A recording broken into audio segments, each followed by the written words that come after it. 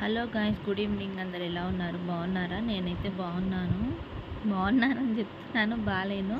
Already నా videos చూస్తున్న వాళ్ళకైతే తెలుసు. ఇప్పుడు కూడా బాగా పడుకొని లేచిన అనమాట. ఎందుకంటే కళ్ళు తిరగడం, వామిటింగ్స్ ఇవన్నీ జరుగుతున్నాయి. సో పండగ కదా రేపు అని చెప్పేసి పండగ కోసం లేవాల్సి వస్తుంది, చిన్న చిన్న పనులు. ఇంకా చెప్పాలంటే మా హస్బెండ్కి చాలా చాలా చాలా థ్యాంక్స్ చెప్పుకోవాలి. ఎందుకంటే మమ్మీ ఊరెళ్ళిపోయింది, మా అత్తమ్మ వాళ్ళు ఇట్లా ఎవ్వరు లేరు. నేను శ్రేష్ఠ మా ఆయనే ఉన్నాం ఇక్కడ. మొన్నటి వరకు అంటే మా మమ్మీ ఉండేది ఇక్కడ. నాకు చిన్న చిన్న పనులు అన్నీ అంటే మ్యాక్సిమం బయట పనులన్నీ మమ్మీ చేసేది, కుకింగ్ నేను చేసేదాన్ని అనమాట. సో ఇంకా నాకు నిన్న హాస్పిటల్ వెళ్ళొచ్చిన నుంచి ఇంకెక్కువ అయిపోయింది అనమాట. హెల్త్ అస్సలు బాగాలేదు. ఇంకా మా హస్బెండ్ అన్నీ చూసుకుంటుండు. పాపం తనకి ఎంత ఫ్రస్ట్రేషన్ వచ్చినా ఏమొచ్చినా ఇంకేం చేయలేడు కదా. సో చూసుకుంటున్నాను అనమాట పాపకి చిన్న చిన్న పనులన్నీ నేను చేసేసుకుంటున్నాను. కానీ నాకు పొయ్యి దగ్గరికి వెళ్తే కళ్ళు తిరిగి పడిపోతున్నా. అసలు కుకింగ్ చేయాలనిపిస్తలేదు, ఏం పని చేయాలి. ఏదన్నా సరే నేను ఇట్లా ఉండొద్దు, నేను స్ట్రాంగ్గా ఉండాలి అని శక్తి తెచ్చుకొని ఏదైనా పని చేస్తుంటే వితిన్ 2 minutesలో కళ్ళు తిరిగిపోయి ఎట్లా అంటే వామిటింగ్ వచ్చేస్తుంది, కళ్ళు తిరిగిపోతున్నాయి అనమాట. సో నేను వామిటింగ్కి దీనికి ట్యాబ్లెట్స్ అయితే తెచ్చుకున్నాను. బట్ అవి వేసుకున్న నుంచి ఎక్కువ అయిపోతుంది గైస్. అందుకని నేను ఈరోజు మార్నింగ్ నుంచి షార్ట్స్ కానీ వీడియోస్ కానీ ఏం పెట్టలేదు. అప్పుడు మధ్యాహ్నం ఒకటేదో ఉగాది వీడియో పెట్టినా. ఇంకా వీడియోస్ అయితే ఆపేయొద్దు, ఛానల్ గ్రోత్ అనేది తగ్గిపోతుందని చెప్పేసి కొంచెం ఓపిక తెచ్చుకొని వీడియోస్ అయితే చేస్తున్నాను అనమాట. మీ అందరి సపోర్ట్ అయితే నాకు ఇవ్వండి ప్లీజ్. ఛానల్ని ఫాలో అవ్వండి, వీడియోస్ చూడండి, లైక్స్ ఇవ్వండి. నా హెల్త్ బాగాలేదు కాబట్టి వీడియోస్ చేయట్లేదు. ఇంకా యాక్చువల్గా నాకు ఉగాది గురించి మంచి వ్లాగ్ చేయాలని ఉండే, అంటే ఉగాది కంటే ముందే అన్నీ ప్రిపేర్ చేసి లైక్ ఇట్లా చేసుకోవాలని చెప్పేసి చేయాలని ఉండే. ఇంకా నాకు రేపు చేయడానికే నిజం చెప్తున్నా, ఎట్లుందంటే హాస్పిటల్ బెడ్ పైన ఏదో సర్జరీ చేసి పడుకోబెట్టినట్టు ఉందన్నమాట. అట్లుంది నా పరిస్థితి. కాళ్ళు అసలు నడవస్తలేదు, చేతిలో ఓపిక లేదు, కళ్ళు తిరుగుతున్నాయి, వామిటింగ్ వస్తుంది, విపరీతంగా ఉంది పరిస్థితి. ఇంకా మా హస్బెండ్ నాకు అన్నీ హెల్ప్ చేస్తున్నాడు. ఆఫ్టర్నూన్ తర్వాత కొంచెం ఫుడ్ ఆకలి అవుతుంది, ఫుడ్ తింటే వామిటింగ్ వస్తుంది, అది పరిస్థితి. తినాలా తినొద్దా ఏం అర్థం కావట్లేదు అనమాట. ఇంకా మార్నింగ్ నుంచి పడుకుంటూ ఇట్లా అసలు కూర్చున్నదే లేదనమాట. ఇట్లా పడుకొనే గోంగూర అయితే ఏం కర్రీ లేదని చెప్పేసి గోంగూర చేద్దామని పడుకొని గోంగూర తెంపినాను నేను. అట్లుంది సిచ్యువేషన్. పడుకొని గోంగూర తెంపిన.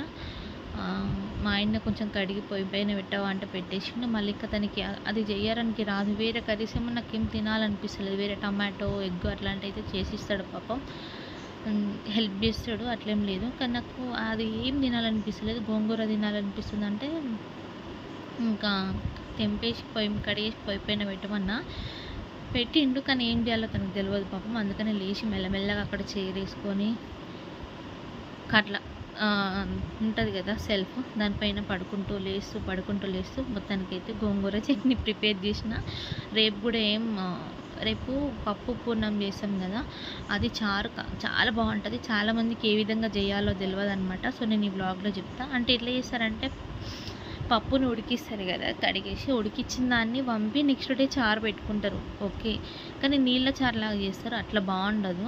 ఈ వీడియో చూసిన తర్వాత మీరు నేను చెప్పిన ప్రాసెస్ ఫాలో అవ్వండి, సూపర్ ఉంటుంది. మనం ఎందుకంటే రేపు భక్షాలు పూర్ణాలు అవన్నీ స్వీట్ తింటాం కదా, వేరే కర్రీల కంటే ఇదే చారుని మనం మంచిగా టేస్టీగా పెట్టుకుంటే ఈ మజ్జుతనం అదంతా తీపికి ఆపోజిట్లా మంచిగా పుల్లపోతోనే మంచిగా టేస్ట్ వస్తుంది అనమాట. ఎట్లా చేయాలంటే వంపేసి పెట్టుకుంటాం కదా, అది పెట్టుకొని పప్పుని మిక్సీకి వేస్తాం కదా, అంటే చక్కెర కలపక ముందుకు మిక్సీకి వేస్తాం కదా, మిక్సీకి వేసిన పప్పుని ఇంతంతా గిన్నెలో తీసి పెట్టుకోండి అనమాట. పప్పుని మిక్సీ పట్టిన పప్పుని, శనగపప్పుని తీసి పెట్టుకొని దాన్ని ఈ చారు కట్టుపులుసు పెట్టుకుంటాం కదా, కట్టుపులుసు అంటారు.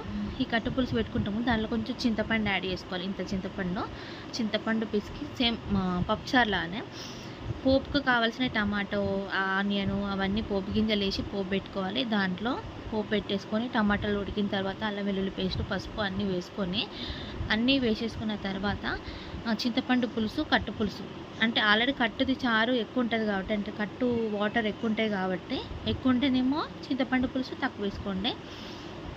అంటే నేను చెప్పేది టేస్ట్ సరిపోయేటట్టు చూసుకోండి. చింతపండు పులుసు కొంచెం యాడ్ చేసుకోవాలి, టమాటాలు యాడ్ చేసుకోవాలన్నమాట. టమాటాలు గోలించాలి ఫస్ట్.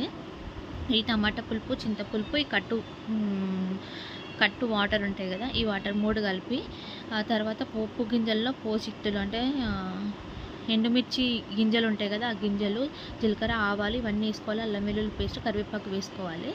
వేసుకొని ఇదంతా వేసిన తర్వాత కట్టు పులుసు మరుగుతూ ఉంటుంది కదా, ఈ చింత పులుసు ఈ పులుసు అంతా కలిసి మరుగుతూ ఉంటుందో, మరిగే టైంలో కొన్ని వాటర్ కలిపేసి ఏదైతే ఈ పప్పు ఉంటుందో, పేస్ట్ చేసిన పప్పు, అదే పట్టి పెట్టుకున్న పప్పు ఉంటుంది కదా, ఆ పప్పును అందులో వేసి మరిగించండి. చాలా టేస్ట్ అయితే స్మెల్ కానీ టేస్ట్ కానీ సూపర్ ఉంటుంది. ఉప్పు కారం తగినంత తీసుకోవాలి. కానీ మనం తినే భక్ష్యాలకు తాగే ఉంటుంది కదా, ఉగాది పచ్చడి తాగుతాం కదా, అన్నింటికి ఇది బెస్ట్ కర్రీ అనమాట. మనకు ఆ రోజు ఉగాది రోజు సూపర్ ఉంటుంది. కొందరికి చేసే విధానం రాక పిచ్చి పిచ్చిగా వేసేసుకొని అది ఏం బాగుంటుంది అంటారు. ఏ రోజు అది వేసుకుంటే బాగుంటుందండి. అట్లాంటివి మళ్ళీ మళ్ళీ వేసుకోం కదా మనం. ఇప్పుడు పప్పు ఉడకబెడతాం కాబట్టి ఉడకబెట్టినప్పుడే అట్లాంటి కట్టపులుసు వస్తుంది మనకి. దాన్ని ఆ విధంగా యూజ్ చేసుకోండి. అందుకని వీడియో చేసిన నేను. ఇంకోటి, చాలామందికి ఈ బొబ్బట్లు, మేమైతే భక్ష్యాలు అంటామండి తెలంగాణ, మా సైడ్ భక్ష్యాలు అంటాం. కొందరు పోలేలు అంటారు, కొందరు బొబ్బట్లు అంటారు. ఇవి చేయరాని వాళ్ళు సింపుల్గా చేసేసుకోవాలంటే, ఇప్పుడు ఒక 1/2 కేజీ శనగపిండి తెచ్చుకోండి, 1/2 కేజీ చక్కెర తెచ్చుకోండి. 1/2 కేజీ చక్కెరని మిక్సీకి వేసుకొని ఒక గిన్నెలో పక్కకు పెట్టుకోండి. 1/2 కేజీ ఈ శనగపప్పుని ఉడకబెట్టుకోండి. మంచి ఇట్లా ఒత్తితే ఇట్లా అణిగేలాగా ఉడకబెట్టుకోండి. తర్వాత నీళ్ళు ఉంచిందే కట్టు అన్నాం కదా, ఇప్పుడు అది చారుకు పక్కకు పెట్టుకోండి. ఒక 5 మినిట్స్ అట్లా ఒక పెద్ద గిన్నెలో పోసి ఇట్లా ఆరనివ్వండి, వాటర్ లేకుండా కొంచెం.